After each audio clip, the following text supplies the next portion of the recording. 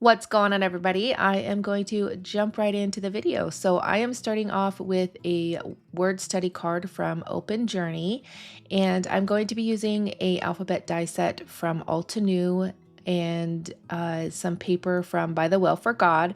I'm going to cut out But God from that paper, and this is going to be super simple. I just decided that I wanted to craft one night, and this is what I created. I'm going to place these letters on my word study card, and at this point, I'm not 100% sure what I'm going to do in the back of the card yet. So I'm just kind of like placing it, and then obviously I cut it all out, but I was trying to decide what I'm doing, and I took some more paper from that paper pack, and I'm just going to place it on the back. I'm using some collage medium. It's just what I had on hand. Doesn't have to be perfect. I probably should have used maybe a tape runner instead, because this paper is pretty thin.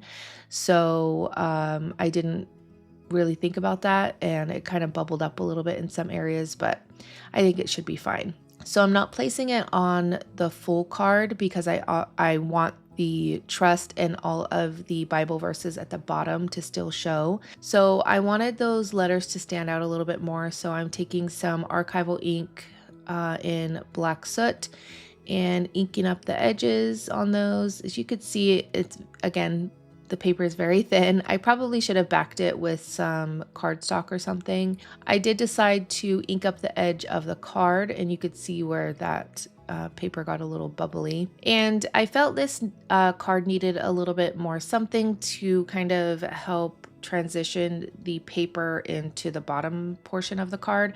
So I pulled this rub-on, which I am obsessed with, from Open Journey. She has the most beautiful rub-ons, and you all know that I am obsessed with all things rub-ons.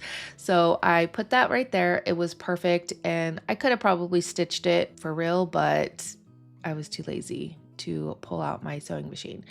So anyways, I am taking a stamp. I believe this is from Open Journey, and it's like a scripty stamp, and taking some ground espresso archival ink and just stamping it randomly on the letters and the card. And then I decided that it needed a little bit more, I guess, shading in a way. So I'm taking that ground espresso archival ink and then just blending it onto that card. So it kind of just creates a little bit more of a border there. Then I'm going to start adhering my letters to my card, and I am using collage medium. I am definitely an ish person, so I'm not using any ruler here to make sure everything's straight. I just kind of eyeball it and hope for the best, and it's handmade, so it doesn't have to be completely perfect. Again, I felt this card needed something else, so I pulled out these stickers. I believe I got these at Hobby Lobby. They're like planner sticker books, and they have like these really pretty clear gold stickers, and like with these leaves, and they were just really pretty. So I kind of added them randomly along the edge. And of course, no project is complete without some white splatters. So I'm taking my Dr. P.H. Martin bleed proof, adding a little bit of water, and adding my splatters. I don't want them to be overpowering, but I did add quite a bit of white splatters. And I still felt like the letters needed to be like they were just getting lost to me. So I'm taking my Stabilo pencil, which I often forget I have, and just outlining those letters. And then what you do is you can take a wet paintbrush and then sort of blend out that black ink just to make a shadow.